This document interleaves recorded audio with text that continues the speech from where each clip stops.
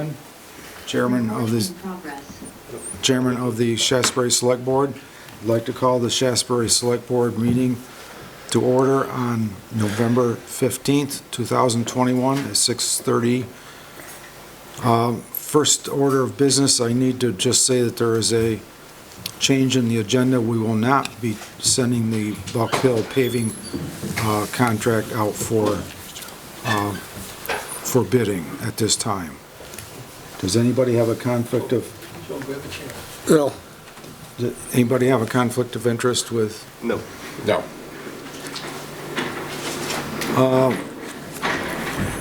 Need to, next order of business is minutes. I have minutes from October 18th. Everybody was here. Entertain a motion to accept the minutes. So moved. Second. Second by Joe. Any discussion? All those in favor say aye. Aye. Opposed? So carried, 5-0-0.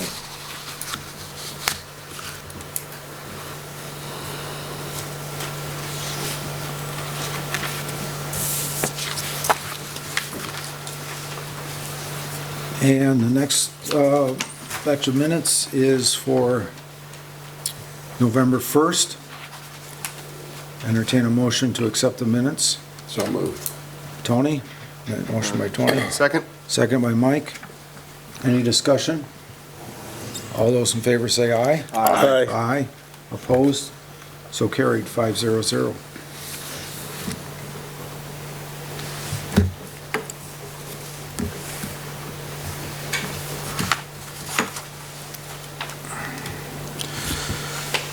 We have some warrants.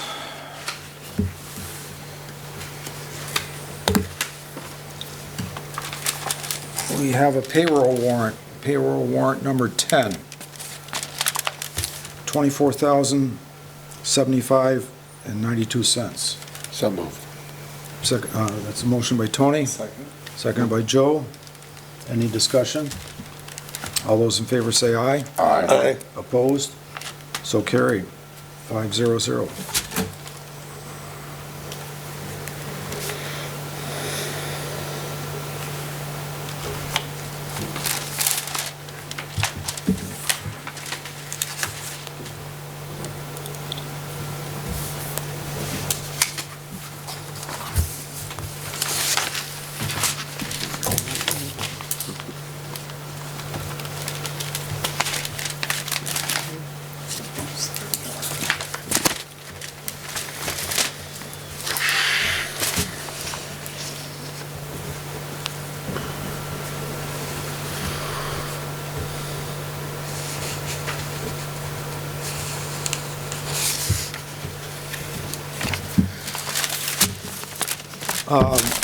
Next I have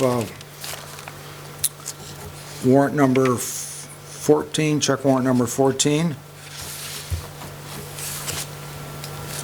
for a total of $45,153.77. So moved. Moved by Tony, Second. second by Joe. Items more than $1,000. A&K Agri Services for hauling of gravel, $2,200.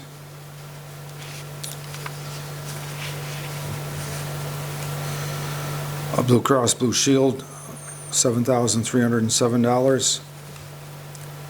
Bennington Tire Corporation, $1,400.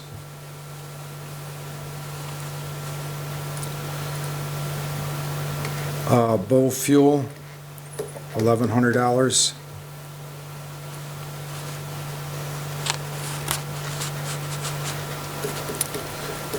Morse Repair, $6,420. I guess we'd like to ask what that one's Yeah, for. truck 5. What was, Front springs and then pistons on the side dump and runs in the dump body. Okay. So it wasn't engine problems? or- No, okay. no, Yep. just, and brakes. Yep. New England Mutual Resource, what's that, land records parcel, okay, $1,200.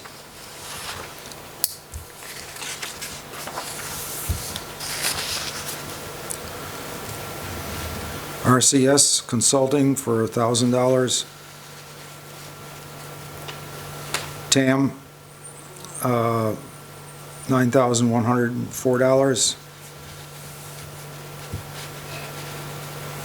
Wallingford Crushed Stone for $1,000. Another one for $1,600, and that's it. Any discussion? All those in favor say aye. Aye. Opposed? So carried, 500.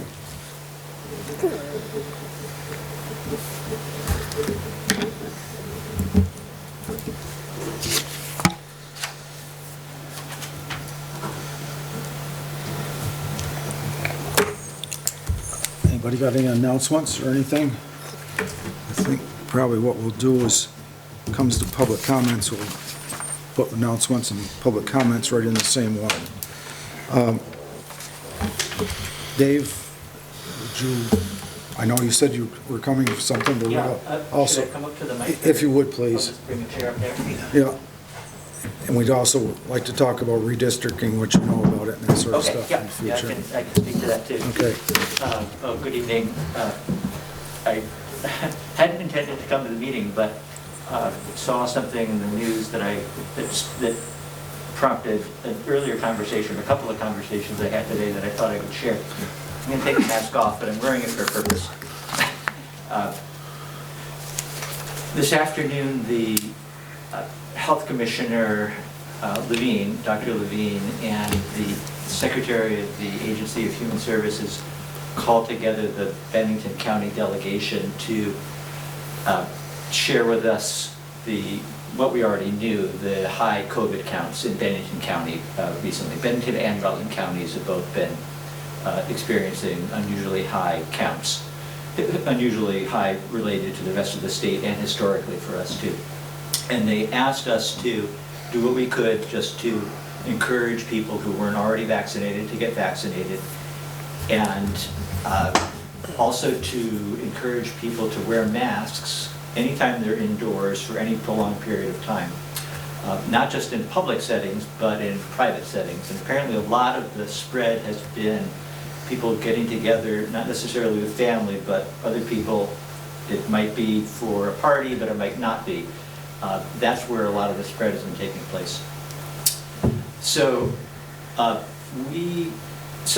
those of us who were in the legislature have been encouraging the governor, some of us encouraging the governor to reconsider his opposition to another mandate, a mask mandate. And he's got good reasons, I think, for being concerned about a mandate. But it's also challenging for us. We don't have the authority that the governor has to say, get a vaccine. We know we've been spreading that message and spreading the mask message. Earlier this morning, I was at a press conference with the governor in Bennington. He was down to celebrate the completion of the water line extension in the town. And he mentioned that he was going to be meeting today with the Speaker of the House and the President pro tem of the Senate to share an idea that he had for reaching some sort of compromise. And just a little bit a while ago, news came out that his idea was to bring the legislature back in session sometime in the next couple of weeks. Normally we wouldn't be there until January, but to bring us back in session, he's proposing that we pass a temporary law that would allow individual towns to, if at their discretion, pass mask mandates just within their communities. So you may recall that Shaftsbury took that step last summer, I think it was in July 2020, before the state had made any decision. At that time there was an emergency order in place so towns could do it, and you can't do that now without that emergency order.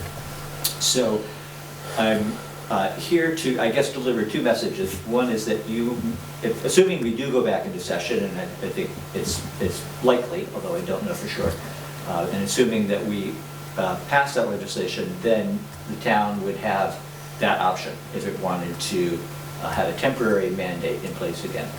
And I'm remembering that there was a request specifically from a business owner in Shaftsbury that didn't feel comfortable saying to its customers, you can't come in without a mask, and was asking to have somebody else at the town level or the state level make that decision for them.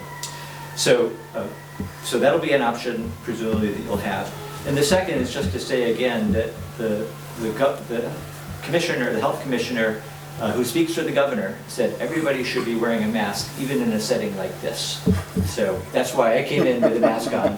That's political theater.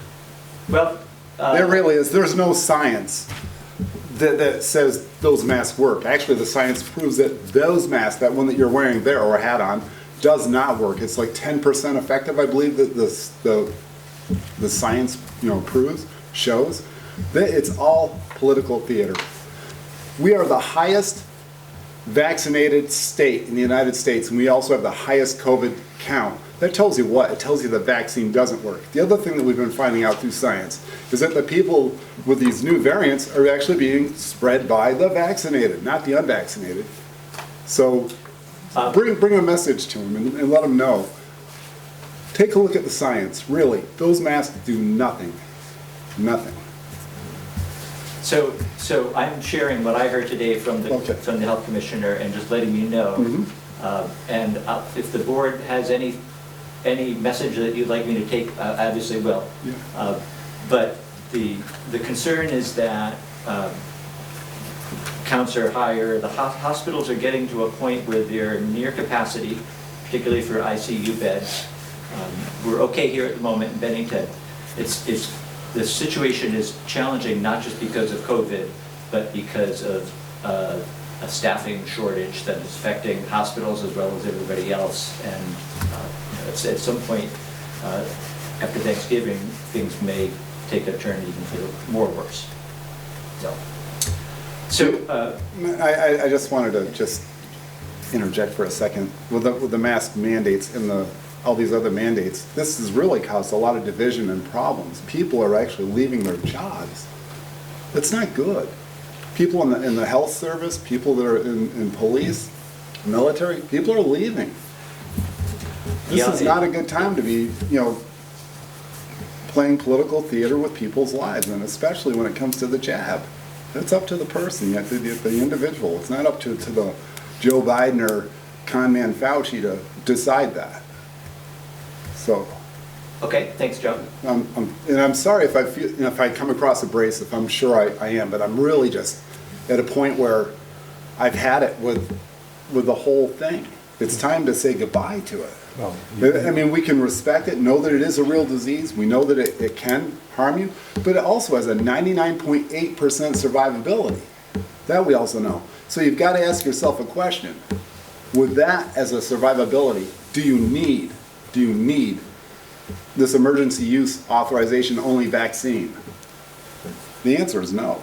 well, You don't. You'll have your chance to vote, okay? Thank you, Art. All right. I'm sorry, and but I guess it just struck a chord. Okay.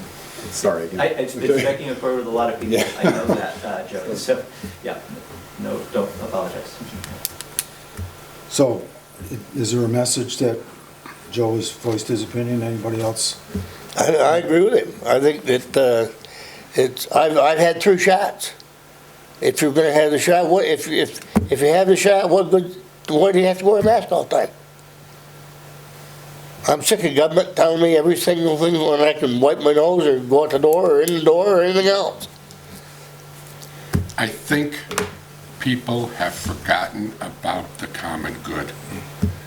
It's not about individuality. It's about the fact that we are, in fact, a herd. We are a population, and we owe it to each other to take care of each other, not ourselves as individuals. I don't find it offensive to wear a mask, although I know there are people who are offended by that.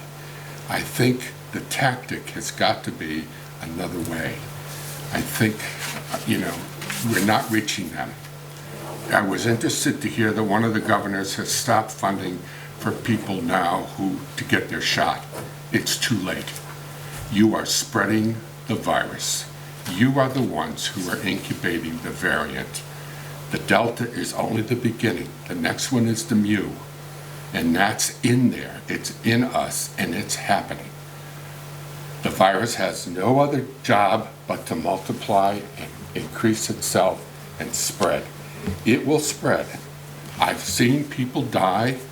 My own children have gotten the virus and suffered for 2 weeks, lost a lot of their senses, are still a little foggy. So I'm telling you, I don't know what the answer is, unless those people who aren't vaccinated finally die. And that maybe it'll be too late by then. But I'm sorry, we have got to talk about the common good. Thank you, David. Mike? Well, I can say I had COVID-19 2 years ago, and I survived it. And it had me in bed for 4 days, cold chills, all that fun stuff, kind of a test of your mortality. But, I snapped out of it on day 5, and about 3 months, Tony, it took me to really shake it off. It took a while to actually feel good again. Yeah. 5 million people have died, Yeah. so it's, Well, like I said, it's a 99.8% survivability. so Unless you have underlying conditions, then of course that does the changes. board want to take a stand on whether we meeting here with mask on or anything at this point, or? I think if a business owner doesn't want somebody to wear a mask, I've seen a lot of people say, get a sign on the door. Unvaccinated, wear a mask. If you got vaccinated, you don't need a mask. I think that's the way it ought to be left. How else can you build faith in the vaccine if you don't? We wouldn't be voting on anything right now, though, would we? No, just, Just tossing around. No, I support common sense public health measures. I actually worked at the NIH for Dr. Fauci. He was my boss's boss, and he's not a con man. He's a very good man and a scientist, and everyone who works at the NIH is working for public health. I still work for the NIH as a freelance graphic artist. They're not trying to con anybody. They're trying to help. It's controversial, I know. Not everyone wants to get stuck with a needle, but It's not that. It's just that he has flip-flopped on everything. Not to get into a No. debate about it, but he's been proven more wrong than right. yeah, So- I'm just gonna, that's BS. So you think this may Yeah, no, happen? it is. Well, I don't know where you get your news from, but it's off the meter. No, it's not. Yeah, I think that, You think it will be pulled back into I session? think it's likely, yeah. Okay. So, when and if that happens, you'll have a chance to talk about this, which I'm sure you'll all be happy to do Yeah. again. Okay. David, do you know what percentage of actual American citizens in Vermont are not vaccinated? And is it these people that are getting it, that are not vaccinated, are they, I'm going to say Mexican or southern border immigrants? No, actually, from what Dr. Levine said today, it was largely, right now, children, under age 11, and until recently, there hasn't been a vaccine for that age group. So it's largely unvaccinated, not entirely. We know that there are certainly breakthrough cases of people who haven't vaccinated. And I haven't seen any recent data that would support the idea that there's any racial disparity in who's getting it. It's mostly age-related. So, The last numbers that I saw of children that got it, unless they've got underlying medical problems, it's less than 1%. Even hospitalized or sick. I think that's correct. Yeah, they tend not to get as sick and not to. Unless they're obese or some kind of medical condition. Yeah, they do transmit it though to Right. other, possibly older people who would be more vulnerable. All right. But we still don't know the full consequences of having COVID. No. I was a breakthrough case, and I'm foggy sometimes. My wife had a stomach ulcer. Is that all because of it or what? I don't know, so, yep. Well, I know that obviously, it's a subject with a lot of controversy surrounding it, and I think having this conversation in a civil way around the table is a productive way to do it, Yep. and so I appreciate your letting me speak to it. Okay. So, we got you on the hot seat. Talk to us about redistricting. Okay, some folks here were at a meeting, I mean, I think you were all on the Board of Civil BCA, Authority, Yeah, yeah, yeah. but- And so I was asked to come to the meeting that the BCA had a week or so ago. Yep, with Bennington and Shaftsbury? No, it was just here. Just here, okay Yeah, then. Yeah, Ken was there. You missed that first one, but you were Yes. in the second I one. I would, Yeah, I think you were there. I was at right? the first one. Okay.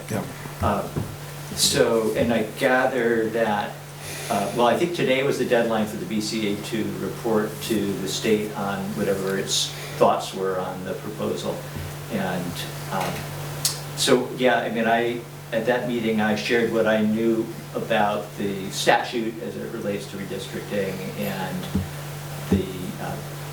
just the fact that the BCA had the option, if it didn't like the plan that had been put together, to respond to it and say why they didn't like it. And just to be clear, the plan was to essentially cut Shaftsbury into two, right in half pretty much, and have it be the southern part aligned with the district to our south and the northern part of the district to our north. And I will say that putting together that map is a challenge for the people who are charged with doing it. And there's no perfect solution. No solution that's going to make everybody in Vermont happy. And the second thing I'll say is that the legislature also has a role in figuring out what the map's going to look like. So they really are the final. yeah, Yeah. yeah. Well, the governor, I guess, might be the final, because he would have to sign, it's a law. What we end up doing is just like any law, so the governor has to sign it. Interesting, okay. I was at the second meeting after they met with Bennington to try to hash some things out. And basically, we said as far as splitting Shaftsbury in two, it's just not the right thing to do. We would be split, and we would be the lesser party of both districts that we would be in.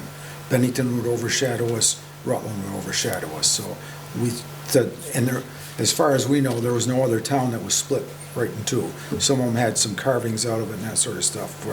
But to take Shaftsbury and split it in two, of course, we couldn't come up with an answer because Woodford doesn't want to go to Bennington, and they have a very real reason to do it. Sunderland doesn't want to be part of this, they want to, so. Okay. Everybody's got their own reasoning, but our stance is you can't do this to Bennington. It Yeah. just would be not. So, Well, I don't know. So, I'm hoping you can. When it gets to the stage where I have an actual say, I will certainly convey that message. And I think that, yes, I mean, Sunderland makes a good argument as well. They don't want to be cut in half, and ideally, there would be a solution that somehow managed to keep Sunderland in, without being cut up, and Shaftsbury too. But certainly Shaftsbury has nearly enough people. It's not, I know it. we're short, but It's all, Yeah. I kind of see this as Bennington's problem.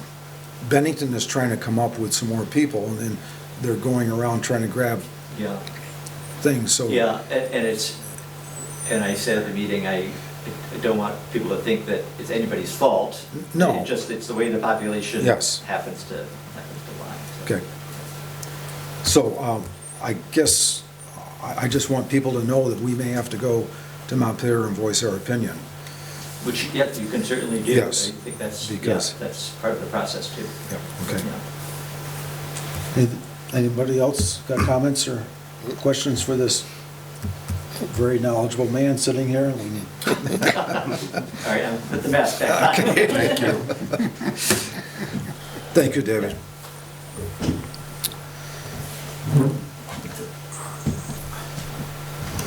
Treasurer's report. He took a chair.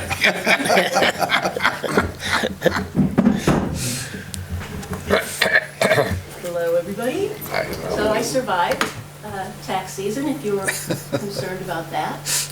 I actually ran the numbers today, looking back to 2015 to see what the uncollected balance was, and we're on the low side of average. We're a lot better than last year, and it's interesting how consistent it is year to year. But this year it's just a little bit less than average, and I think that lots of things are going into that. I think that the online option is something that a lot of people at the last minute took advantage of, which I'm very glad to see. Obviously, I want as few people to go delinquent as possible, not because I'm trying to stiff Mert, but I just feel it's better for the town if people are not put in that position if they can possibly avoid it. So it was sort of hopeful. I think that people liked having the same due date across different towns. I think that the sign outside helped. Some people said that is what reminded them. So I think in a lot of ways we're going in the right direction with tax collection, and it was a pretty smooth process this year, I say. Only one person was really horrible to me, and that person knows who he or she is and has to live with the consequences. Mostly everybody was really, really kind and patient, and I'm very pleased with our town and how they respond to, nobody likes paying taxes, but it went really well, and I'm grateful to everybody who made that the case. So you can see it's all, when you look at the cash flow, it's all about taxes received. Only one bounce check, and that was one I knew about so far. If you want to go down to the bottom half of that, not much else going on. It's a mid-month report, so I'm not projecting it to budget, but everything's looking pretty much right, exactly where we want it to be. You go down to the bottom, I think, oh yeah, the percentage of the taxes is just over 90%. That's right where we want to see it. So it really went very well this year. One thing I was very worried about is I'm getting a lot of mail that has no indication that it went through the mail stream at all. That the post office is not canceling stamps, they're not putting postmarks on. And I was very concerned that I was going to get a pile of mail late with no indication of when it was mailed. It looks like the people who mailed late insisted on getting their letters stamped, which is a very good idea for next year.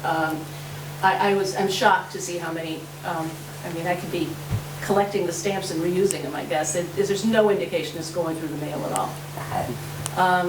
So Mert and I had a conversation about this, and if I get some ambiguous ones, we're going to sit down and look at them together and say, what was it mailed with? What does it look like? But so far, that has not been an issue.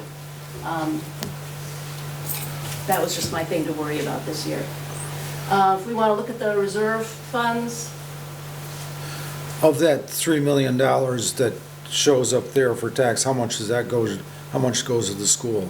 Oh, Quick. almost, Almost all of it. Yeah, you know what our budget is. Our budget is 1.2 That's million right. or something. Yeah, Okay. so that'll be happening soon.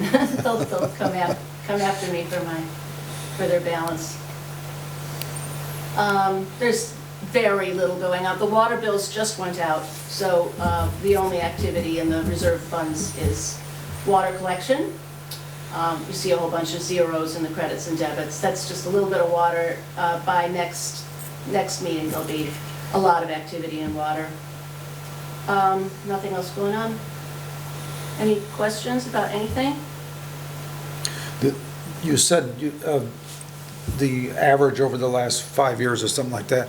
Was that on a percentage basis that wasn't paid, or was that the actual amount that wasn't paid? It's, I was looking at it as an amount. As the amount? And that is very consistent. Yeah, okay then.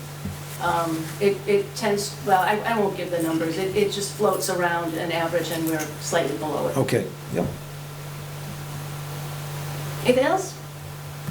No. Okay, Thank you. thank you. Thank you, Melanie. Art, can I ask the state rep a question again? Absolutely. You asked him when he was in public session, or in public comment? They were Do you have any idea of the time frame when the state is gonna start making decisions on the infrastructure money? I don't think, you're not talking about the piece that's coming to the town, but what?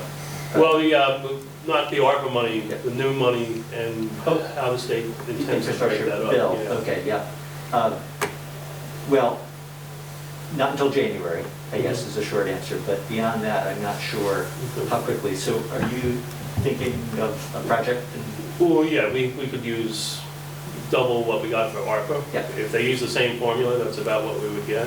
Okay. And I don't know what the intent is, if the state intends to keep all 2.2 billion, or they're gonna send it out to the towns where most of the roads are, and many municipal projects too that need to be funded. Right, so it would be a question of whether the towns are gonna have, Yeah, if they're gonna make a distribution to the towns, as was done with the ARPA money, and if anyone's thinking about how they're gonna distribute it, it's quite a large chunk Yeah. for the state to Yeah. do to itself.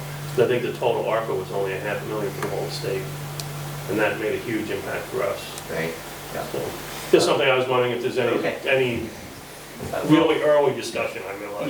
Yeah, and so I really don't have an answer, but I imagine that there's going to be lots of discussion between now and January so that we're ready to act as soon as we possibly can. And even if the money isn't doled out for towns then to make decisions, if there's a project that Shaftsbury has that's ready to go, then that would be a good thing too. So, Yeah. yeah.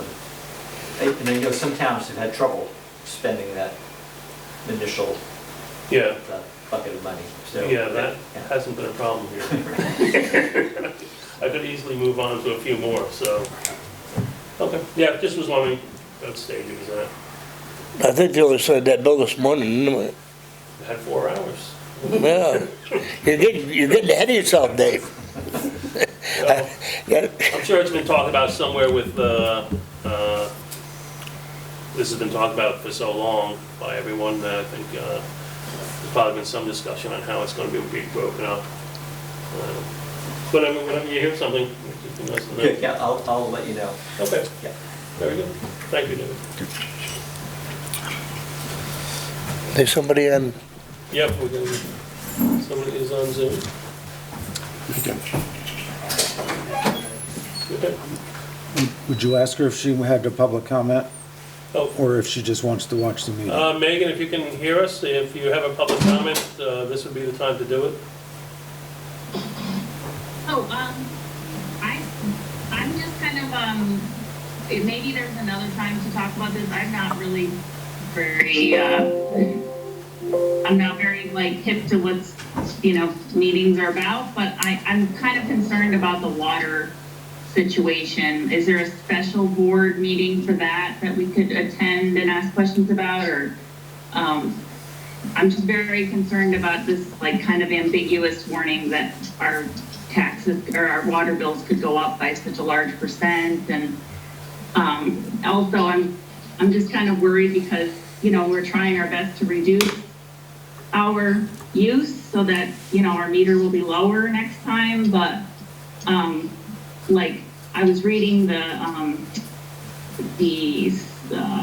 rules, I guess, on the water, and it said if we can't get a reading on you, we'll just use your last 2 readings. And it just feels very kind of scary as a family doing our best to reduce our bills and costs. And I just kind of wanted to know what's the board doing and what can we do.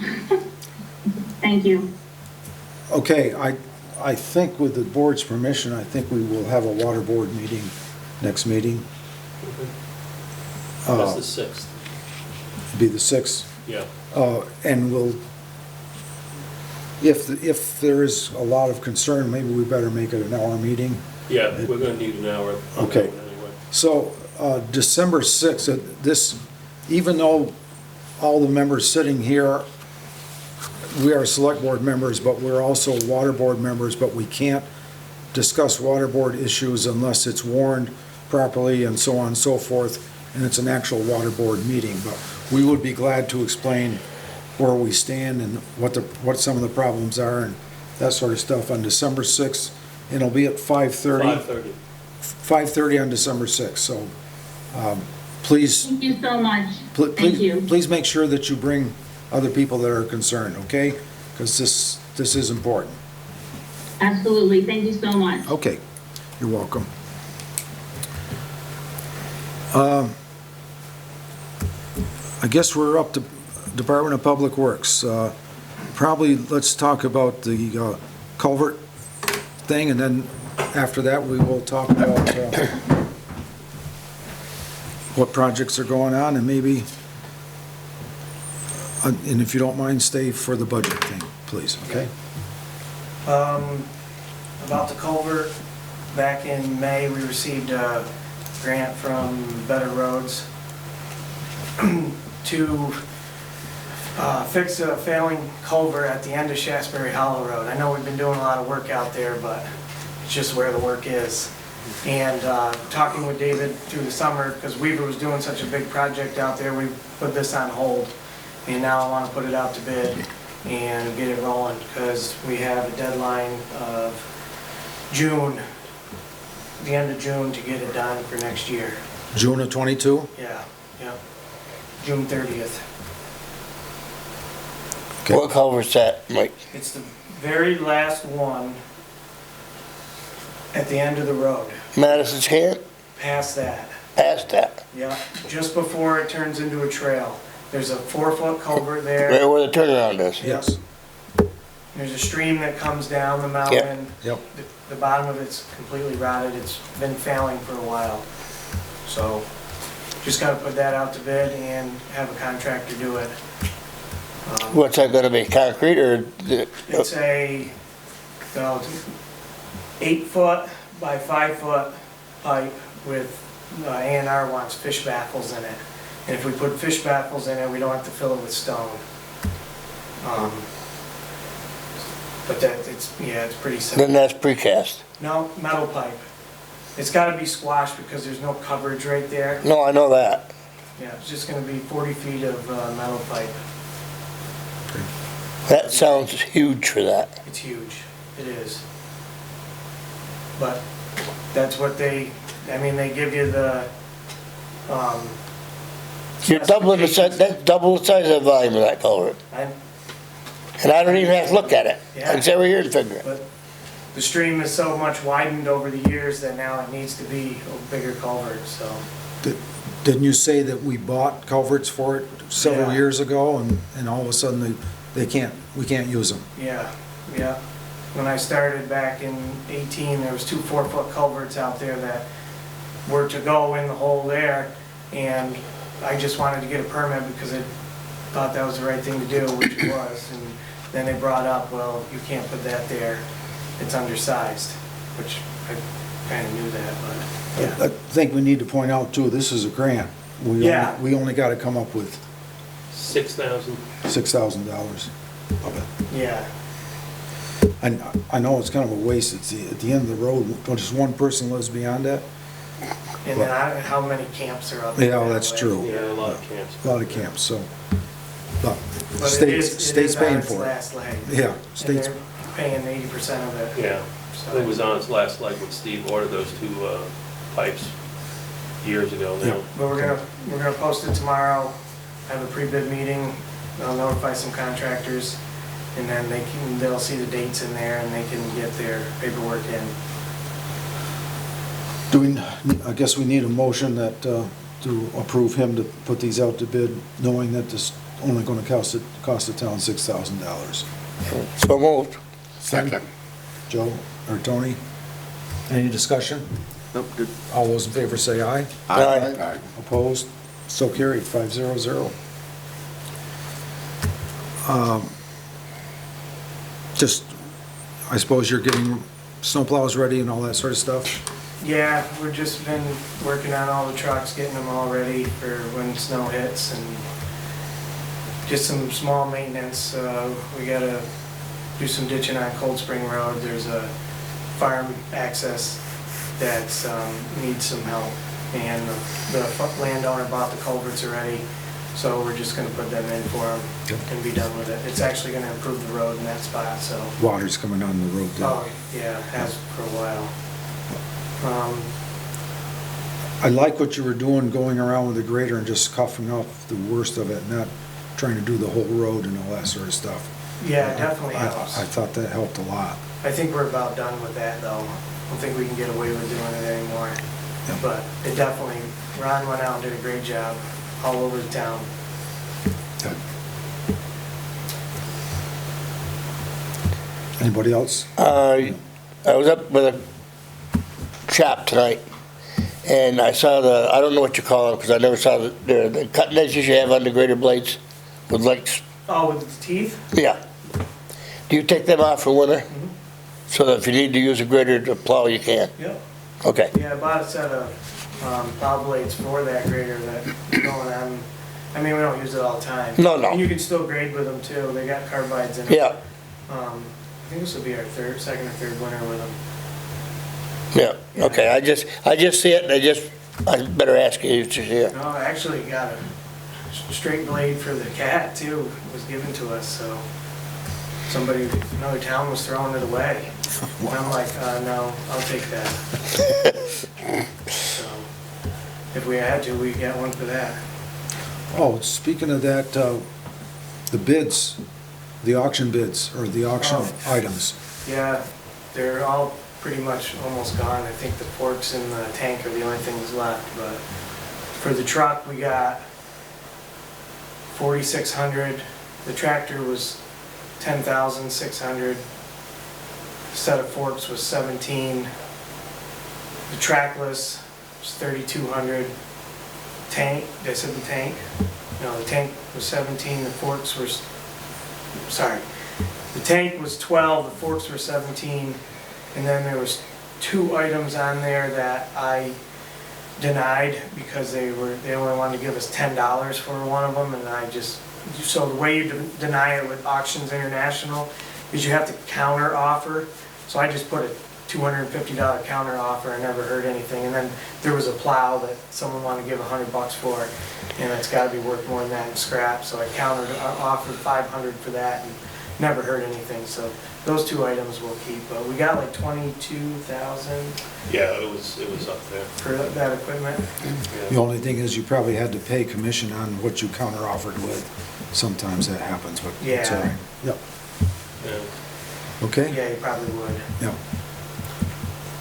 How's that cat backhoe working out? Good. I'm gonna use it tomorrow. Good. Yeah, Okay, that's all I have. You guys Okay. got any more? everybody, any other questions? Okay.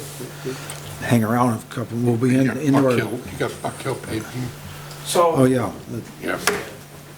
I spoke with salesman at Peckham, and he advised me that it would be better and fair for the contractors if we would bid it after the new year, because the prices changed.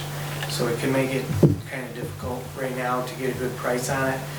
So we're gonna hold off on that one for a little bit. That's another grant we have from the state. That's the Class 2 paving grant, and we have until the end of 2023 to Okay. do that one anyways, but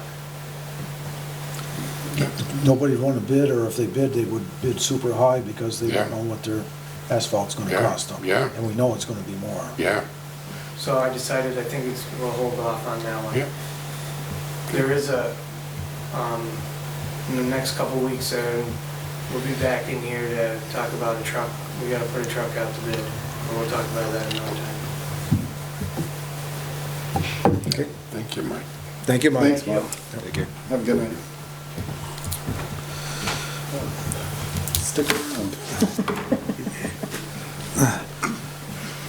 Years ago, the town listers used to be very important people, because they were the ones that would assess property values, and which affected your taxes and so on and so forth. And then the state realized that there was no consistency among towns, and yet they were establishing school taxes based on town values and so on and so forth. So the state came down and said, you've got to hire a professional appraiser to do appraisals of your things. So that really took away the major responsibility of what the listers were doing up until then. In fact, for the last two elections, we did not even have a lister, we did not have a full lister, there has to be 3 listers, and nobody had even run for the 3rd position. Nimerick is doing all of that now. They are the professional appraisers, that's their business. I know that when there's a grievance, there's almost no question. They come in and say, this is what the other 3 properties or 4 properties are, and they give all kinds of things and all that sort of stuff. So that part of it, I think, is working great. It's the fact that we really don't need 3 people running for public office that really don't have any responsibility. The only thing that they've got to do is they've got to enter stuff into a computer. The 2 people that do come in on a regular basis that were elected aren't comfortable with that, so we actually hired a 3rd person, appointed somebody, gave her the position of a lister, and said, your responsibility is to enter into the computer, type of thing. So I guess to have any discussion on this, we really need a motion. So I would entertain a motion that we put on the ballot for March and we'll let Dave phrase it the right way. I can make the motion for you using the language. Right. If you want to do Please. that. So whomever makes the motion that on the March 1st, 2022 town meeting ballot shall be the following. Shall the voters authorize the elimination of the office of town lister in accordance with 17 VSA 2651C B1 and replace it with a professionally qualified assessor who shall have the same powers, discharge the same duties, proceed in the discharge thereof in the same manner, and be subject to the same liabilities as are prescribed for listers or the Board of Listers under the provisions of Title 32. So, You gonna say all that again, Ken? no. Yeah. We have a motion, Second. second by Tony. I didn't. Now let's open it up for discussion, because that's what the whole idea of making a motion is. Okay. Any comments? Well, I'll just point out that the assessor contract we have with Nimerick that we're looking to re-up is one of the long line. I'm going into my, 9th year here, and they've always had a paid assessor. We were hiring them at some point, having contracts with other companies, so the idea of the assessor being the one here has been around for a long time. Now we can't fill the elected positions. The state law changed a couple of years back, and we've had this discussion on and off for a few years with the lister's office about just moving forward. Nimerick has a contract ready to go because they did this with many towns where the elected listers are no more, and we would just have a paid assessor's clerk, is what they call it, because the paid company like Nimerick or whomever doesn't want to be the person here who's the face of the assessor office. They want, preferably, like we have, a local person that can interact with the public and raise the questions that need be to the professional assessor. We also have to have somebody here, because when people come in Exactly. looking for their assessment, it's not the town clerk's responsibility to do that. You have to have You have- an assessor clerk to do this and to weed through the questions, because professional assessors are expensive. So you want someone with the background to answer the basic questions, and if they're stumped, then you go up to the assessor. It's much more efficient, and as we all know, we've had a difficult time finding anyone to replace the open position, so I can only see that getting much worse in the future. And this is not something new to the listers. We've been talking about this on and off for a couple of years here. Haven't a lot of towns gone in this direction? Yes, it's the future. Assessment is far more difficult. The towns where I've met people at state conferences that, have a very successful lister office, these people came with a background, like retired and ran for the office, and, to them it's second nature. But It gets a little bit complicated. And going out and assessing a property, which can be challenged very easily, requires the backbone of the professional there, who has the credentials to do it. A while back, we talked about not using NIMRIC for another process that's done downstairs. Are you confident that NIMRIC is okay with this part of it? Yeah, because these are, we use NIMRIC as for a number of systems. Now, part of the grand list is already being changed by the state to a new vendor. NIMRIC formerly had that. Marlene's moving to what's called the COT system for certain record databases. On the financial end, we're all pretty much deeply locked into NIMRIC and don't see that changing at all. Their assessors, what I like especially about NIMRIC and continuing with them is when you bid out assessors, you get a lot of one-person companies. Well, one-person company can have a problem if someone gets sick. NIMRIC has a group of assessors that they can play off each other if need be. And we've had some good individuals, but some of the best we had, the state hired away from us. Yeah, they come and went pretty fast. Oh, yeah, we had a real revolving door there, because every time we got a good one, boom, the state hired them. And the big problem is, where another reason I want to go with a bigger company is there's a great shortage. It takes, I think the whole process is 6 years to be a licensed assessor in the state. It takes, you can finish med school, you can be a neurosurgeon in a short time, but, it's made difficult, and it's a difficult process, so,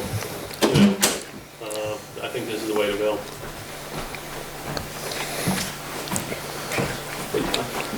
So this will be on the ballot. Yeah, this has to be a public ballot, has to be in writing, that's the way we do it. Other towns who vote these things from the floor, they have a whole different system going on there. Yeah. But, The voters have the final choice. We're just putting it out there. yeah, we're putting it out there, it's gonna make for an interesting line somewhere on the budget, because we have to have it for, if they're all elected, it's gonna be one thing, if they're unelected. That's right.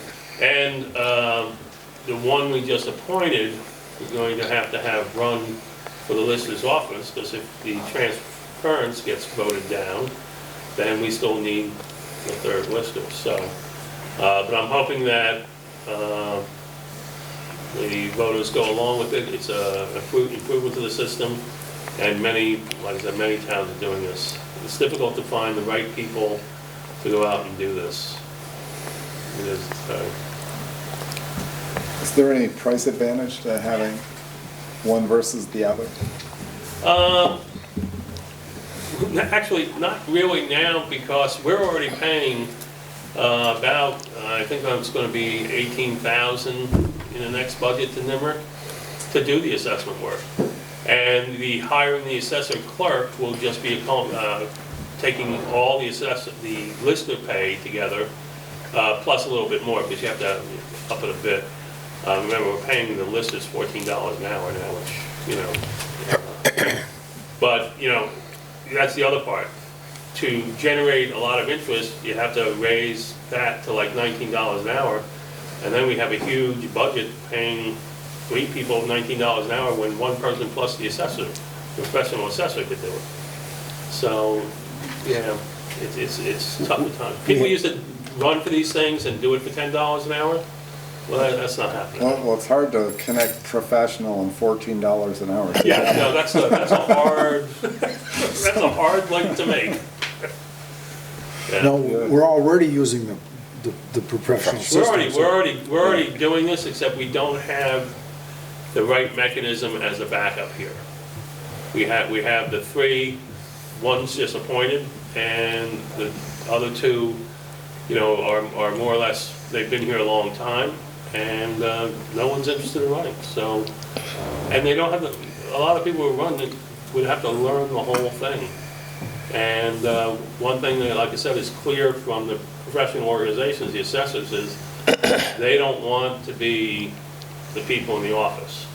They want to do the third professional capacity and somebody, an employee here, will answer the questions and make them with the public, which is an advantage to us too, because it'd be better to have a local person sitting here when someone comes in, they talk to them, and, you know, a lot of the questions may be over their pay grade, but that's what we have the assessors for. And you don't want people calling the assessor, because they do make quite a bit more than $14 an hour. I'm sure they do. Yeah, you don't want them called They're all on- the time. they're on the for little clock. things. The minute you. Oh, pick yeah, up. yeah, it's like an attorney thing. Yeah, I was gonna say, Phone yeah. ring, boom. The meter starts. Yeah, Yeah. who do I bill this to? Yeah, oh, absolutely. Okay. Any other discussion at this time? Well, certainly if people are concerned about it, they can vote, but also they certainly can come in on the Yeah. public comments too, okay?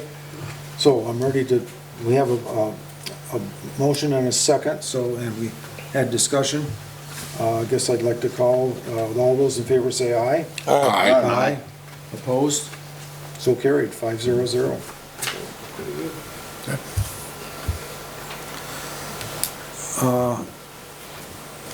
There's our cemetery mowing contract is up for renewal. Yeah, and this is very straightforward. It's the same contract. We do this every 3 years. It's a 1-year contract with a 2-year extension if we want to.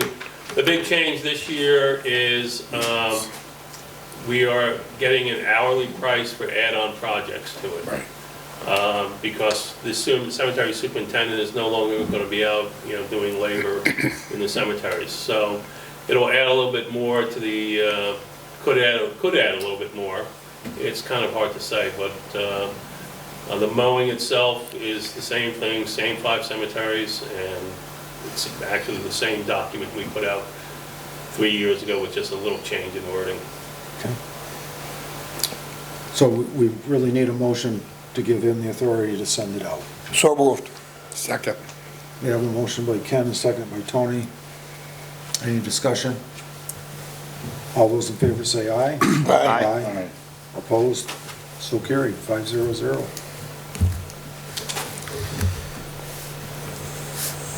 And we,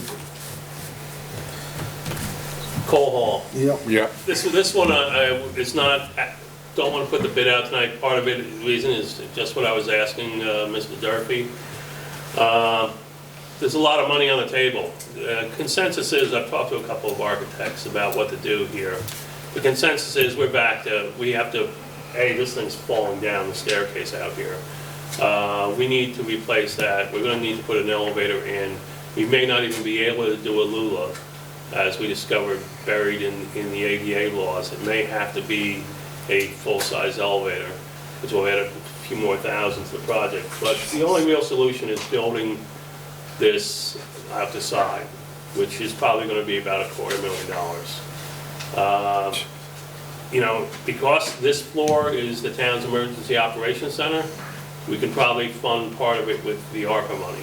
But this is why I'm kind of holding off, because the infrastructure money, if that's equitably broken up to the towns, only a small portion, maybe an eighth of what we might get, would build that whole thing. And that would protect the front, because the only other way to do it is to build some kind of ramp system, put some kind of vestibule out the front. You know, it would really, I thought there was a way to do it and maintain, but there isn't a way to do it and maintain the appearance of the building. And I think because it is in the historical registry, I think we would get some flack for altering the front like that. Well, aren't you gonna get it anyway, Dave? Because you put anything out there, you're No. gonna change it too. No, because that will bump out the side. It doesn't change the structure of the building or the presentation of the building. And that's common on a lot of historical buildings, because you have to make them ADA compliant. Kind of if put you're it on gonna the use blind side, yeah. Yeah, and you know, you can do it so that if you do the front, the steps, first off, we're gonna have to change the same material, but just make them ADA compliant, because, and even OSHA compliant, because this is a fire exit. And we're exempt, but that doesn't make it right. So we're gonna have to change that. And if we put all the ramps in there, it really starts interfering with the whole concept of a regenerated Veterans Park out there. Did you mention to any, the architect, what you and I talked about that day, of half ramp and maybe a Yep. small elevator inside? Question of whether that's even permitted. And you get the ramps. The ramp, as I said, can't be small. The pitch, the angle and everything, it's really a long way. It's more complicated and takes up more space and is a much, it detracts a lot more from what you're trying to do here. This structure out here, and this is what makes this feasible, because when I wanted to look into other things, it was like $250,000. But if we're talking about infrastructure money, it was once in, a generation funding of municipal projects. Hopefully, the state is going to take some of that $2.2 billion and pass it down. This would be the time to do the last big thing that this building needs, other than replacing the windows, which I'm working on that too. But yeah, it's just something out there. I wanted you to see the general idea what we're talking about. Is the original sketch that we already have from Goldstone that shows the concept. I include the historical documentation for the building because it is on the state registry. So we can't just go out and do something. It's going to have to meet certain standards. And I think I was going to put this out, but I'm already thinking, well, now that they finally made up their mind and it's signed 4 hours ago, even though I don't have the I think we'll wait, like my point of asking David was, when do you think we're going to have some idea? And we could get, I think it'd be about 120-day turnaround was one estimate for the building plans once we get going, because that would give us a good amount of time to, because we have a project in mind. If we get any infrastructure money, we could just turn around and get this going, and that would still leave, if funding went the same way ARPA did, a large amount of money to address some of our many culverts and little bridges and other things that need to be done around town too. But this is one of the core pieces of infrastructure in the town, and push comes to shove, no matter what, that thing hanging off the side has to go and be redone. And there's going to be no cheap way of doing it. You're not going to be able to do that again, not in today's world. So you might as well address it once, and you have a 100-year plus 200-year thing hanging off the side of the building. Now, that plan that you had in here, Yeah. I don't know, I couldn't exactly figure out what exactly what it was, but would that go back to the corner of the building over there? No, it goes straight out the door. You would literally walk straight out those doors about maybe 4 feet further than where the edge of the balcony is. Yeah. And that would be the elevator door. That would take you down to right outside Marlene's office door, and that would be the vestibule for the building. A staircase, because it's a fire exit, has to go off the side here, but it wouldn't even come to where the window in my room is. It just would go straight down there. And it would probably be some kind of glass enclosed thing. Because if you go back to that corner too far. No, I know it's over there. No, it only goes to the corner. Okay, but your septic tank, your fuel tank's over that way somewhere.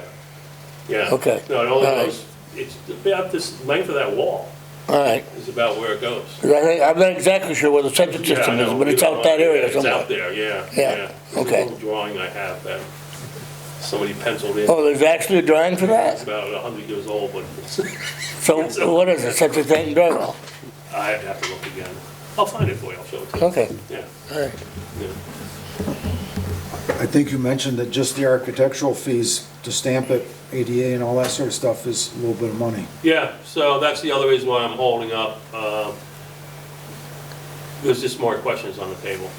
The lack, everyone's talking about how they're gonna spend money on state levels, and this isn't just here, it's everywhere. And I'm like, well, most of the roads in the state and most of the infrastructure in the state is in municipalities and, other states and municipalities and counties. So I'm hoping that they're gonna take a look at this. And like I said, the ARPA money, the state kept a huge portion of ARPA money, but the amount they gave out is a real bonus to some towns. And David's right, I know some towns are having trouble coming up with how to spend their ARPA money, but we have no lack of need for that. I mean, we still have 2 more sections of the water pipeline to replace. Right. So, even if they doubled the ARPA money, we could probably use double that to get through things. I mean, the pipeline is another 2 million, 2.5 million past the first part. So, ARPA money is what, like $500,000 or something like that? 1,050,000. Okay. And that is, amazingly, almost the exact cost of the first stage of the water main replacement. So that's a great thing, but that's also why that's on hold, because I want to see, because I do have the construction permits for the pipeline, but there's just too much out there. Let's see what the full thing is, because ARPA can be used in very restricted ways. And I would like to see what they're gonna say about the infrastructure money. Right now, seems pretty wide open. So, and this is, like I said, the Emergency Operations Center, the town, so that opens the ARPA money up for here. But I would never consider taking that large a chunk to build this thing. But we have some pressing issues here. Even the windows have to be replaced. With transition windows. So Well- they auto dark when it gets sunny. You know how much these windows cost? Just kidding. Yeah, I can imagine. $70,000 a piece if they're done exactly like these. What? A A piece. piece. And if I take out some of the munions or whatever those things are called, I can get them down to 16,000. What are we stopping for? Let's go. Yeah, I know. But they would prefer you restore these. Right. Yeah. Which would be, I can't even fathom how much that would cost. And I don't know what good that does is for energy efficiency, because, Well, that's the thing. You'd spend a ton of money to bring it back to the original, yeah, you know. original drafty old church. Well, that's the thing, you know. Yeah. You'd spend out the wazoo Yeah. on these high fuel prices. Yeah. Yeah. Yeah, making a replica is like $70,000. I don't think so. Each window. Okay. Any questions? Everybody all set? The budget. Yes. Yes. The main focus for the budget this year is employees and employee retention and upping. You recall last year, when we were looking at the budget, we expected the outcome of the pandemic to be more economically disruptive. So we kept everything low, and we kept pay raises to, the overall budget only went up 1% last year, and pay raises only went up 2%. So this year, we're facing a highly competitive labor market, and we need to up our game to keep our people here. So to kind of make up for last year and the current state of inflation, proposing a 5% across the board pay raise for everyone to keep competitive. The state just raised their highway crews' pay quite a bit. Yeah. Well, you have to, because inflation's higher than 5%. Yeah. So, Yeah, when you balance out some of the things that are taking inflation up, they really don't affect the average person, but 5% is good. It'll bring us up, and that'll keep us up with the base state rates, which is important as a bellwether of what we're competing against. There may be private contractors who will toss out, oh, we can make this, but where are you going to be in a year? The other thing I want to offer to all the full-time employees is a dental plan through BLCT and a vision plan. Just for them, though. Just for them. But they have the option. They can have the option of bringing their family members on, but that's pretty standard, only offering those things to the employee themselves. So that's a moderate increase. It's not, well, it's 0 to cost, but I think it's making us competitive with the people who might be interested in plucking our people. And that was pretty common around here a few years ago. I mean, there's a foreman in the room who we plucked from somewhere. So, we want to try and keep that from happening. But he wanted to come. Yeah. So, overall, we're looking at, in the very, very early stages, a 4.5% overall increase this year, which isn't really that bad considering we had a 1% last year. Right. Joe's giving me the thumb up. 8%. yeah, well, I'm saying keep up with the current inflation. Well, you have to, you have to keep up, and the Otherwise, most you're important, behind. I like to hold the line as much as we can on other things, because inflation is a transitory thing, so let's see where it goes. We have enough funding in reserves to keep everything going through '23, but we can't fall behind on employees. That's really my focus for this year, is to keep us competitive with everybody. And I didn't like it when the state put out the new pay scale, because I was like, Well, and that's the name of the game. Yeah. Because if someone came up with something else, we have to compete. We're just another employer in the big pool out here. We're just a developing town. Yeah. Mike, what's your opinions on gravels and all that? Are you happy with what we've been doing? I asked them to increase tree removal more. Yes, I agree. The gravel's fine, seems to be okay. I mean, we could always use more, you know that, but it's fine where it is. Definitely tree needs to go up. Yeah. Any other big projects that, I mean, come springtime, you'll find another place where we could put in some Yeah, culverts and that, but every year, I think we're gaining on them. and there was another, that grant that we just approved to put out to bid, another one just came out so I gotta find a spot for that one, to Oh. apply for that too. Okay, Another better roads, and then there's the grant and aid, like we just did on West Mountain, that'll come up again. So there's all kinds of grant money too, and Dan, like you said, in the spring, we'll find spots to where, Daniels Road always goes to pieces on that on corner. the top section. What come down around the corner where that dam used to be. Yes, When you turn yes. off from Harwood, when you turn off from Twitchell Hill, in that corner, it always, We'll see what it does this Yep. year. You got any more spots on, go ahead, I'm sorry. The only thing with that spot is I don't think that spot's hydrologically connected, for some of those grants. okay. That's, yeah. I don't Mike, think that is- can you move up? I'm not sure how well you're coming in back I'm there. not good at all. Let me turn the camera to. Is your mic? We did up 5,000 in the level and ceiling, Mike and I were talking about, so that we can continue crack sealing the paved roads next year. We upped that from where it was. You got any more spots on Myers Road for French drains? Oh, yeah, definitely. There'll always be spots on that road. And another thing to keep in mind, Mike and I were talking about, this year, there's no Class 3 money because it's all going into the Hollow project because, you don't get enough in structures grants from the state.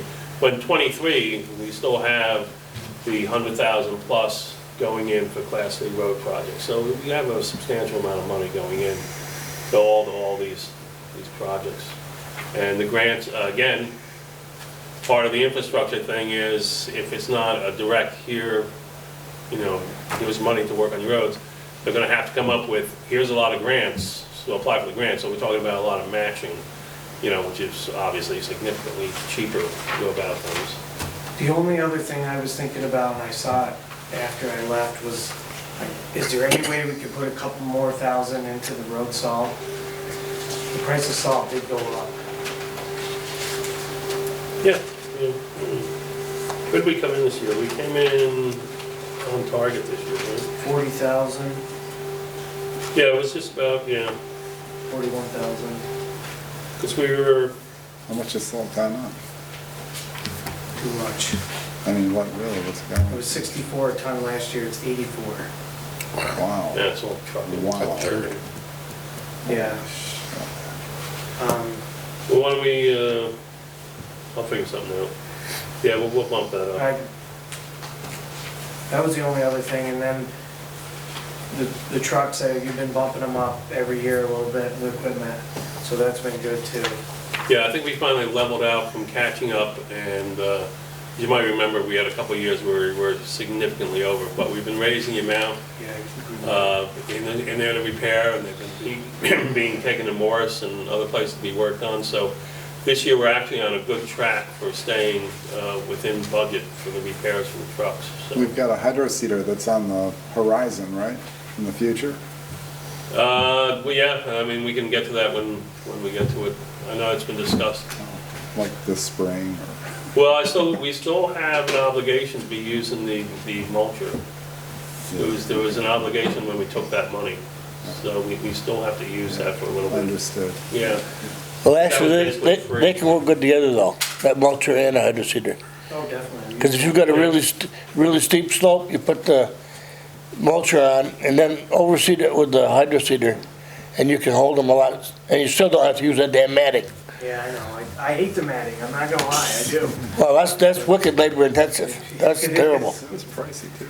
It is pricey. I mean, you can do with that mulcher and that hydro seeder, in the day, would it take you a week to do with the whole damn crew? What, you find you can use less salt in the winter sand pile because it's undercover? Or have you not backed off on that? I think we backed off from what they were doing here. Yes, yeah, okay. We have, but I think I want to back off a little bit more. We go through, the shed doesn't last all winter. Get about 4 storms out of there, but it's nice that Daly's is so close, so we just fill it. I don't think we have to put much salt in it, because if we're gonna go through it so fast, so I think I want to cut back on that, which we have a little bit. Daly's will be able to supply us with chip stand Yeah, this year, okay?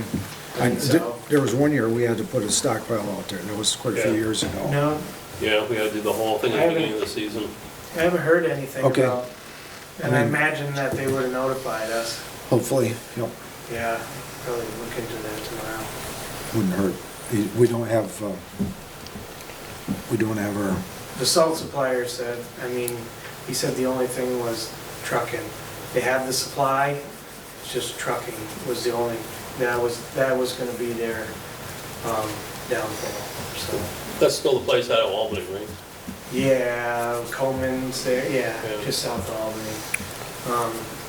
Like, is it the same supplier? Appalachia. Appalachia? Okay. Yeah.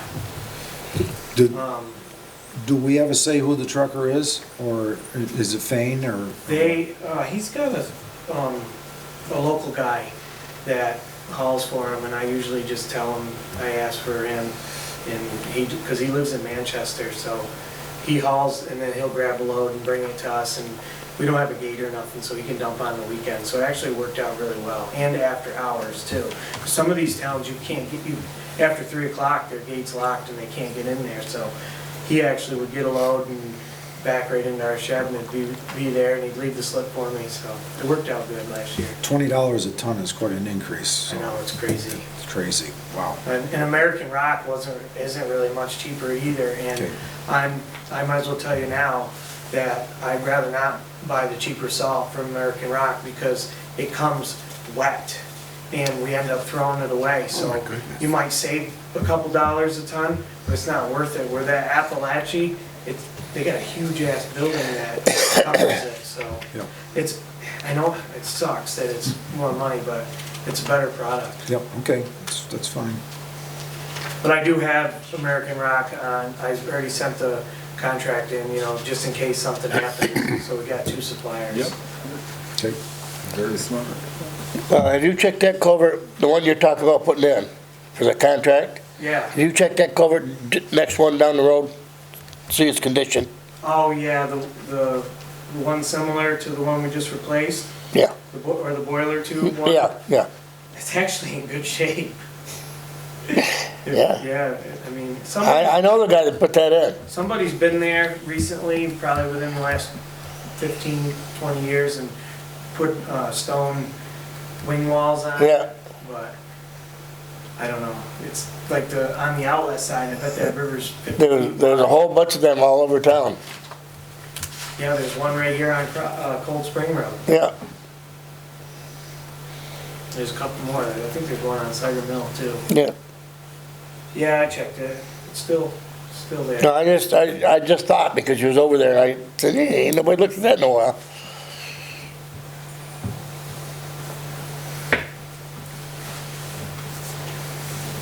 Any other comments on budget? No. Will we go over this again, or? Yeah, on the 6th, December 6th, I'll warn you in advance, it's gonna be a busy day. I can see that. 5:30, you're gonna have the water board meeting. 6:30, when the meeting starts, we're gonna have the hearing on the bylaw revisions. Although I'm not expecting that to be That's for public comment. public comments, yeah, the Yes. public hearing portion of that. And then I will be having, Chief Vatican will be in, and I might schedule a couple other people to be in. But I pretty much have this done. I've spoken to a number of people about the different areas. So I'll get this distributed before the 6th and give you the final idea of what it will be. But as I said, compared to, it won't be significant, saying 45% sounds significant, but Last year, we did hold it to 1%, and we had to restore some of those things that we didn't spend money on last year, so, like I said, it seemed much grimmer last November when we were sitting here, and, we erred on the side of caution, so. When you go to print on this thing, when do you have to have a budget? When do we Goes vote on it? in January, so, So we'll we'll have have, plenty of time, we'll have a vote. yeah. If we'll discuss a bunch of things on the 6th and have the vote on the 20th, and we'll be done. Because I'm leaving on the 22nd, and we'll be back to January 3rd, so it's a whole nother issue. So is the magnesium sulfate gonna go up as well? You got it 84 cents a gallon through Innovation Solutions. I don't think so. No, I haven't got it. No, because we've already renegotiated that. I think that's. So that's a locked price? Yeah, Okay. I'm pretty sure. I can't. Yeah, I think it is. Yeah, we'll check that, because I'm not sure when that contract expires. It's, yeah. It No, says- it did expire. It He's did supposed to come be up, yeah, getting back another to me. Yeah. 3-year contract. Yeah. No, that could go up. Yeah. But your tanks are full. I'm full. Okay, good.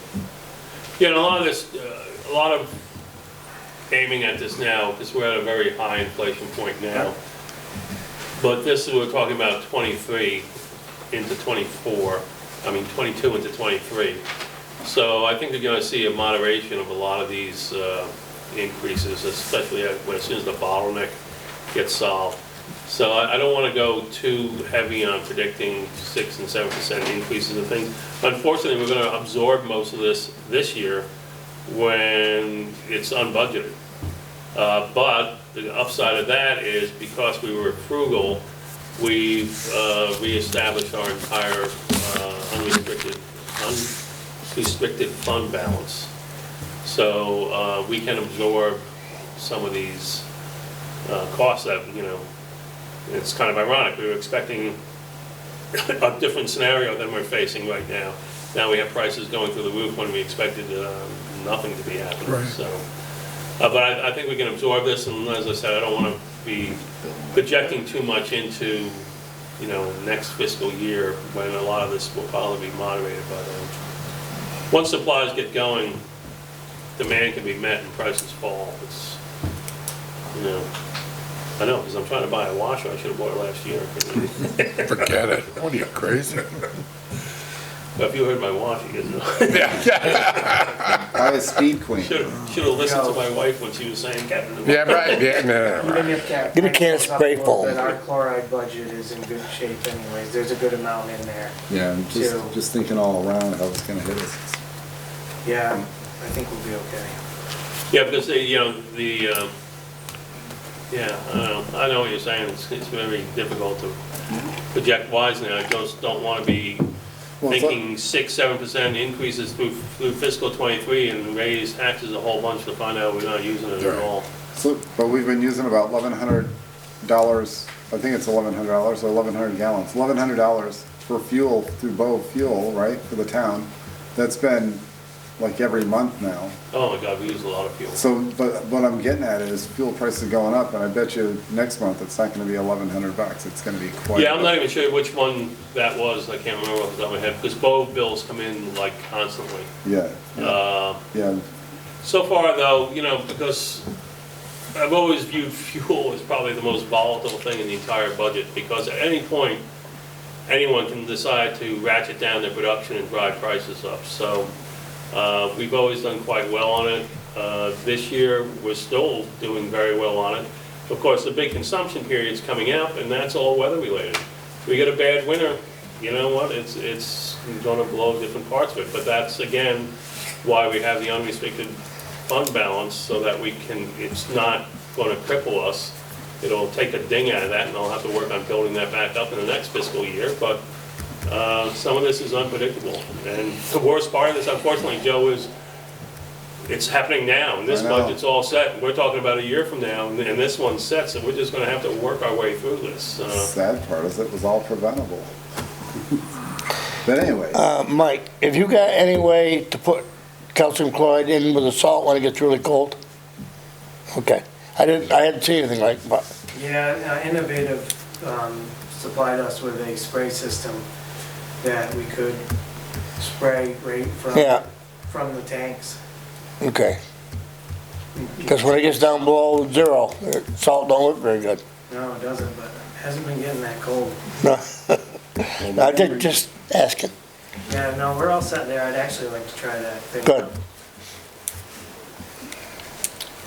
Any other comments or concerns on the budget? We'll probably come back to it again, but, okay. Next meeting. Thank you, Mike.